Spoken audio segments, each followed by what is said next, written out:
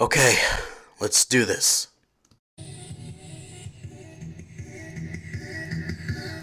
Okay, so today I'll go over the unholy yet interesting concept of Eidpol.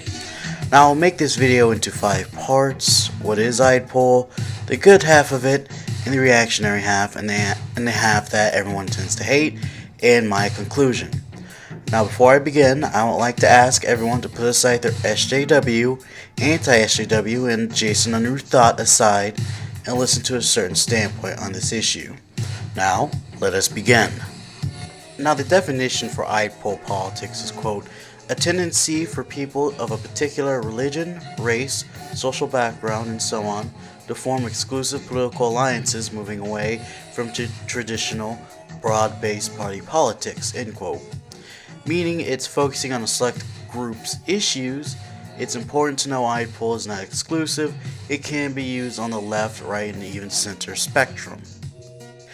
A couple examples of identity politics would be organizations such as the Ku Klux Klan, Nation of Islam, LGBTQA, Ulster loyalism, and much more. Now there has been critiques of Eidpol saying it is not needed and others saying it is important. So I'll go on both the good and bad of Eidpol fiasco and bring the crazy half of this social idea.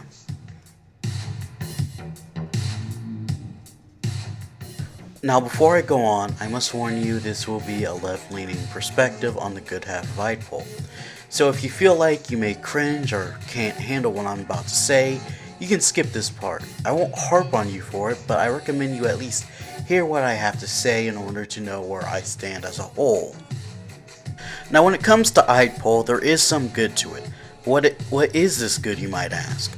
Oppressed ethnic groups often need a sense of nationalistic pride to show they are proud of who they are, despite their ethnic background, being seen as, well, inferior. A great example would be the Native Americans, since their living conditions on the reservations have been compared to third world conditions. Adding in genocide and foreign disease coming from the European world, their way of life is scarce, not to mention their ethnic background being used as a commodity, such as their racial color being used as a team name, the way of life mocked, and caricatures being made of them through media, albeit being old, still doesn't make it right. So in a sense, them having a nationalist form of pride would make more sense in order to have pride within themselves in a world that has treated them unfairly. Another example would be a communist revolutionary by the name of Ho Chi Minh. Now, Ho Chi Minh was a patriotic Vietnamese man who had lived under French imperial rule, where the Europeans were treated as if they were superior than that of the Southeast Asians. So of course there would arise a group of nationalistic Vietnamese people who would want civil rights and be treated like equals. They tried after World War I, but the French ignored them. Of course, during this time, anti-colonial sentiment was taking action and inspired Ho Chi Minh to take action in these things. Of course, the only other anti-colonial and anti-imperialist country at the time was the Soviet Union, thus making Ho Chi Minh influenced by communism. Fast forward to 1941, Minh went back to Vietnam to start a guerrilla campaign against the Imperial Japanese forces, and he would oversee a plethora of victories. In 1945 and 1946, the Vietnamese nationalist movements were massacred by the French colonial forces and pro-French Vietnamese.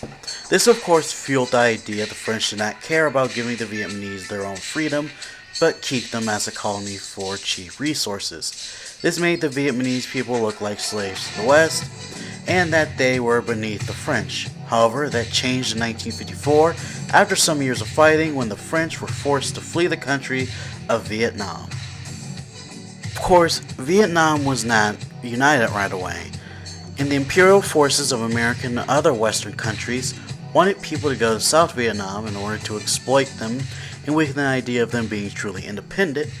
This of course led to a horrible leadership in South Vietnam, with protests and even a monk killing himself for the repressive Southern government. No matter how much JFK and the CIA tried, many people opposed the Southern government, and it ended up creating a pro-Northern guerrilla faction known as the Viet Cong. And with the help of the North Vietnamese, Soviet Union, and China, they ended up fighting back against the corrupt Southern government. This, of course, sparked the Vietnam War, and we know how that went. This was all due to not only Iapol, but communist principles of anti-colonialization and anti-imperialism, so they can seek their own freedom and self-determination. Ho Chi Minh even said, quote, "The Vietnamese people deeply love independence, freedom, and peace, but in the face of United States aggression, they have risen up, united as one man." This is something that most first world nations will probably never understand, and we have to do something about that. One last thing I want to bring up is the LGBTQA group. Of course, throughout the history of man, homosexuality, bisexuality, and trans, and so on, have faced different types of attention. In areas such as ancient Greece and Rome, homosexuals, mostly men, were praised and even supported, or in the Holy Roman Empire, homosexuality was seen as a sin. Over time, in the sexual revolution and the recent gay marriages being legal in mainly the first world areas, it has been important to be educated about the LGBTQA and their struggles. The reason their identity kind of matters is because they have been suppressed for years. And to be honest, I think the trans community has faced the worst half of it. Since we are expected to stay in said sex rather than transition, their identity matters because we want to move beyond this notion of focusing on what is the other person's genitalia. I mean, my god, who the fuck cares? As long as they aren't assholes to you, just give them the proper respect. This is at least the good half of Iapol, and why it somewhat is important, now we have to focus on the bad half and the half that critiques it.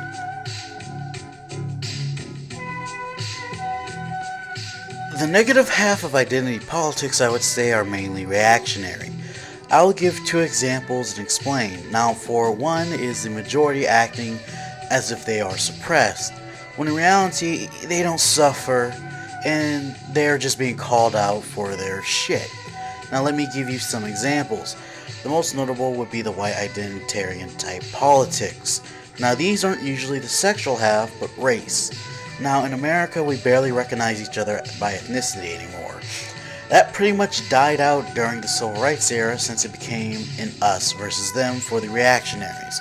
In other words, white versus blacks, Latinos, and Native Americans. Now, before I go on, I won't say being white is bad. We have no choice of choosing what race we are a part of. What I am saying is that white people don't face the same prejudice as colored people do. So to repeat, being white is not bad, you just won't face the same amount of prejudice as colored people do. Now, there are white people that face struggles for different reasons, such as those in the LGBTQA, such as those who are disabled, or of a religious minority or a non-religious minority, and also class. But we'll still have a better experience in most first world countries because white is mainly prized with success and superiority. Now, it is true that a black man who is abled will have a better life experience for not being physical or mentally disabled like a white person. But at the end, the white half will be seen more highly and be respected.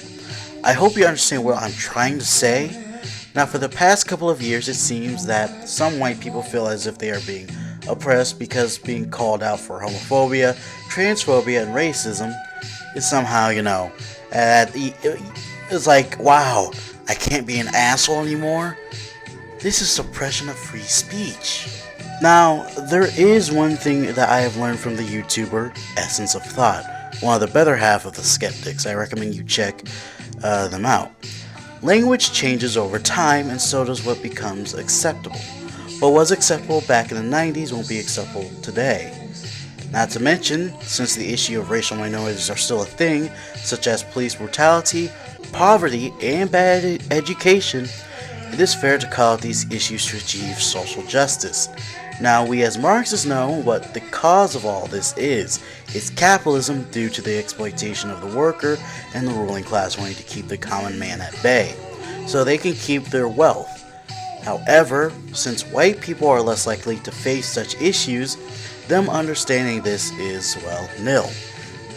And they are more likely to go to the right and blame things such as immigrants and diversity quotas. That's how come they also prize minorities who also think like this, such as Milo Yiannopoulos, who I think fell out of favor, Kanye West, and other people. This is why I think when it comes to white identity politics in America, it is nothing more than nonsense, and it is only perpetuated by reactionary speakers and the ruling class. Remember, it's easier tool when the people you run find scapegoats and tear each other apart, rather than them finding out it's the oligarchs that make our lives hard. Another part I want to bring up is the sexual half. This is just a short one. Now, what do I mean by this? It's straight pride. Yeah, that joke of a movement.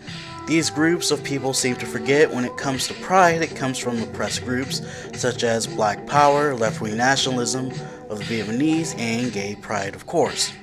That's how it works. Straight pride is reactionary and useless.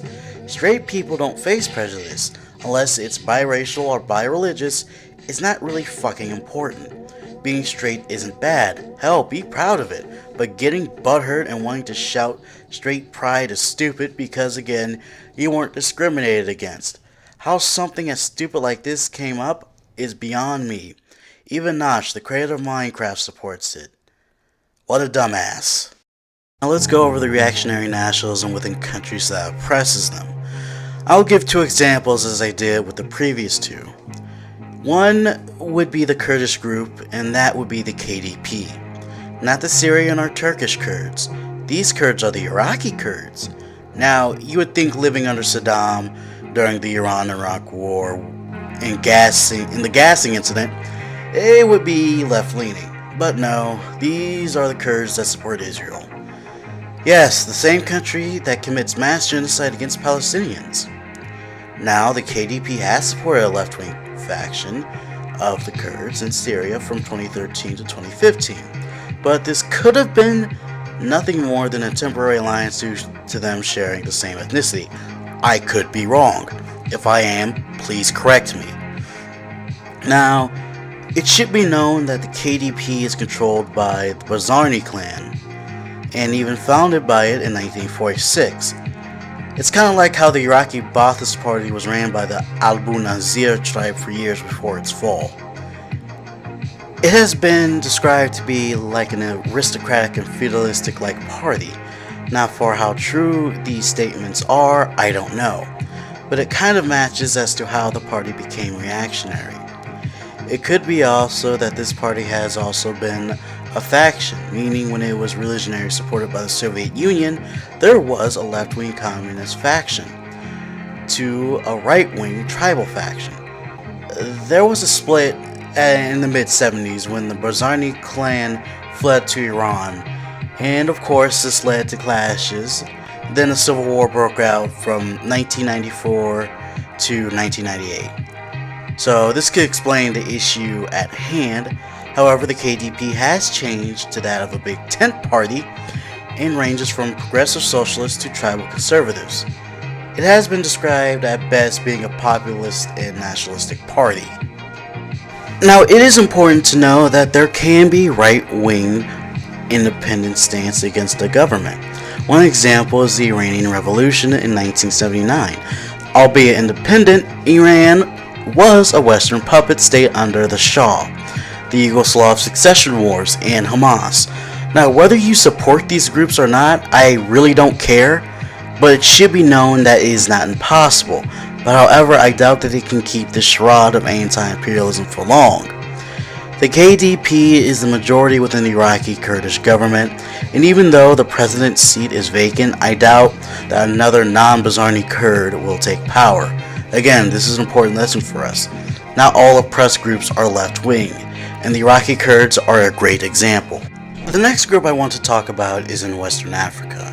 Nigeria, to be exact. There is a group of people known as the Biafrans. They're mostly ethnically Igbo. And from what my friend told me, they have a hatred for the Yoruba. For those of you who don't know, I am of Yoruba descent, so of course this hatred bothers me. Now, I have asked two different people, one an African American who is knowledgeable on the subject, and another who is a native Nigerian. The first person to get back to me was the African American. He told me the reason the Biafrans broke away from Nigeria back in the 60s was due to said oppression of the Igbo people, which are located in southern Nigeria. It is important to note that Nigeria back then was unstable after being free from British imperialism. But the country split up ethnically in a way. In the northern half was the Hausa Fulani, an ethnic group of Sudanic descent. In the southwestern part was the Yoruba, and the southeasterns were the Igbo. Now, the African American told me that the Igbo were almost a victim of a genocide, and so they fought back, causing them to secede from the Nigerian Union. But this came at a price. Nigeria would block food import to the small country in order to force them to lose, which the Nigerian government ended up succeeding. And before I go on, the next picture I'm going to show you is kind of graphic, so here. This was the price for them wanting to break away from the Nigerian Union. It got so bad to where the children were starting to suffer from malnutrition since they again blocked food imports from the small country of Biafran. It truly was tragic, and to be honest, what the Nigerian government did was horrible.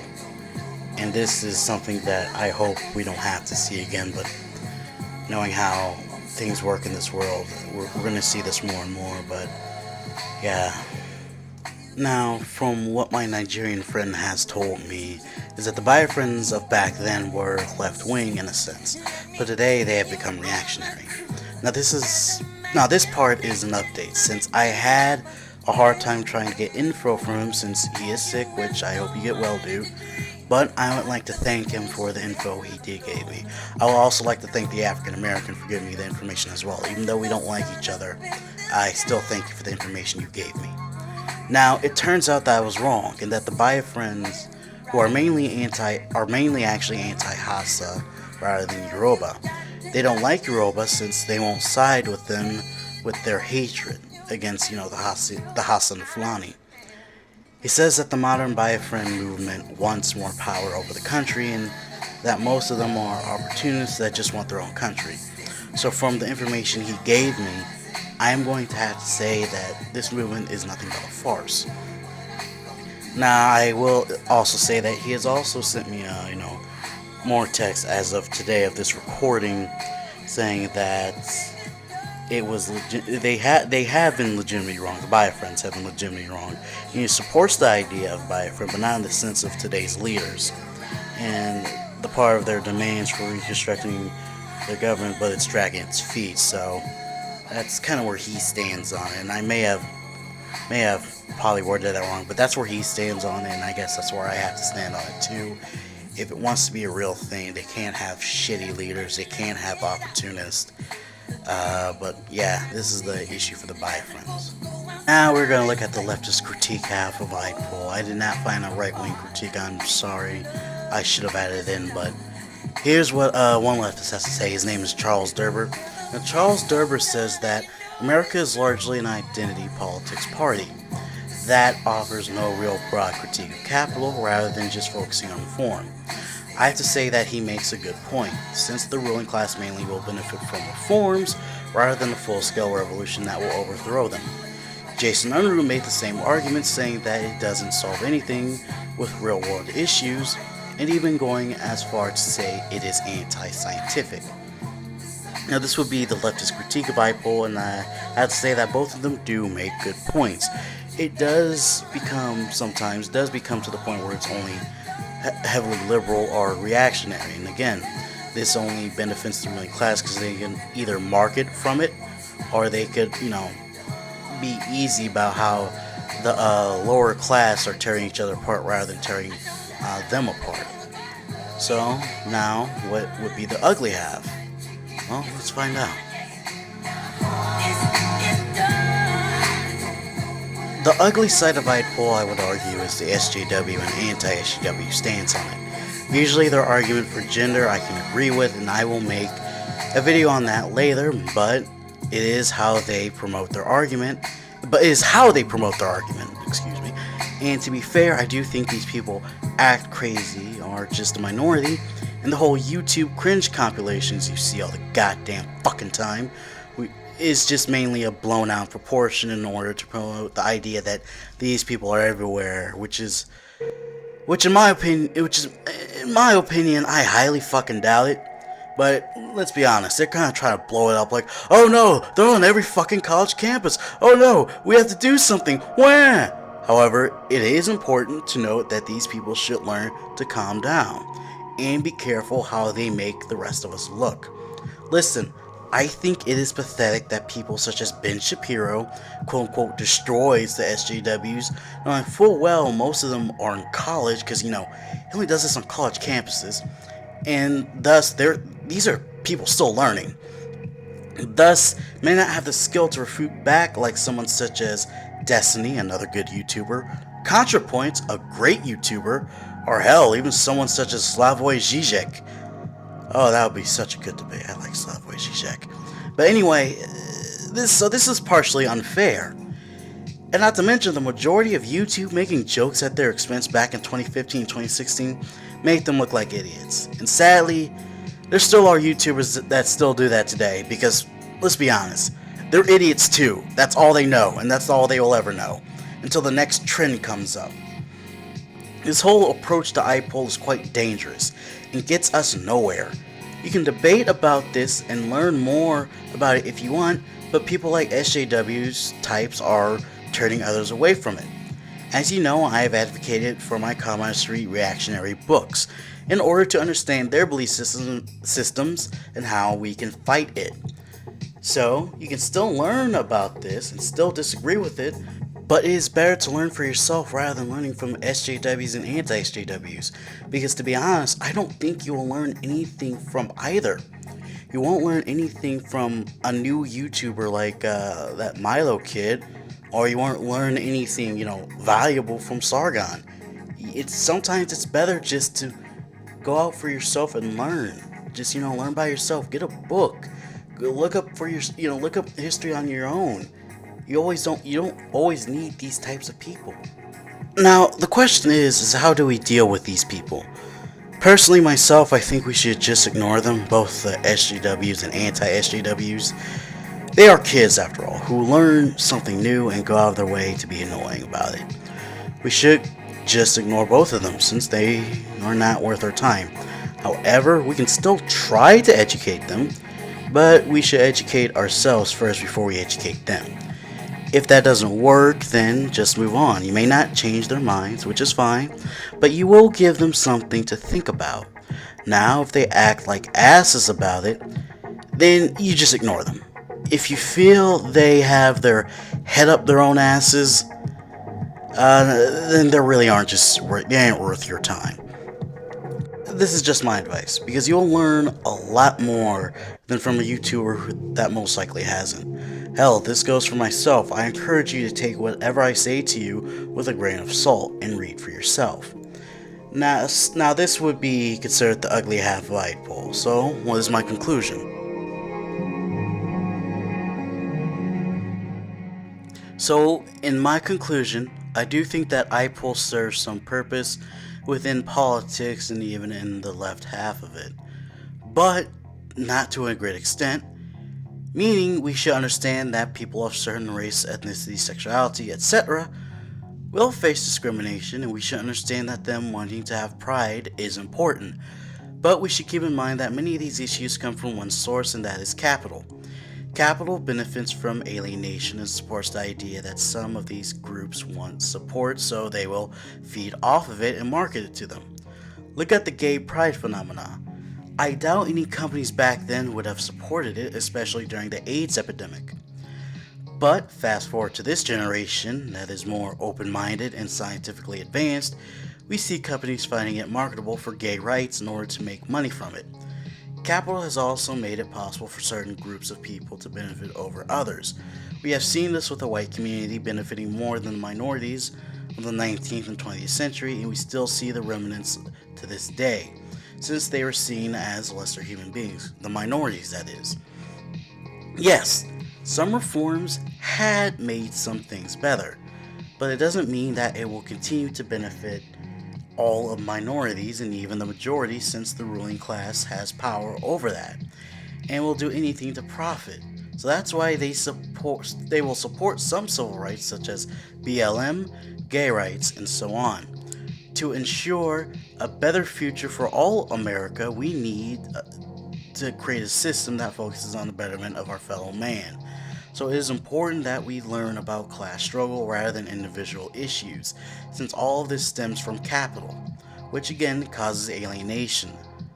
So why I do find it important for oppressed groups to have some form of nationalism, I say that they should also focus on class struggle and want a system that benefits all of them instead of the few, such as the Black Heart, no, was it Black Harlem, Black Wall Street. Yes, it was amazing that black people, you could show that black people could succeed, but it only benefited a few black people. It left most of them broke. It, just because you want more successful minorities doesn't mean it's going to benefit all of them. If all, they're just going to become the majority in the upper class themselves, and they're going to screw us over. So anyway, tell me what you think. If you have any questions or critiques, leave them in the comments section below. In the next video, I'll do the review of The Second Treatise of Government by John Locke. And you remember, subscribe if you want to see more of my content. And make sure you hit that bell notification to know when I release more videos. This is Bakor98, signing off.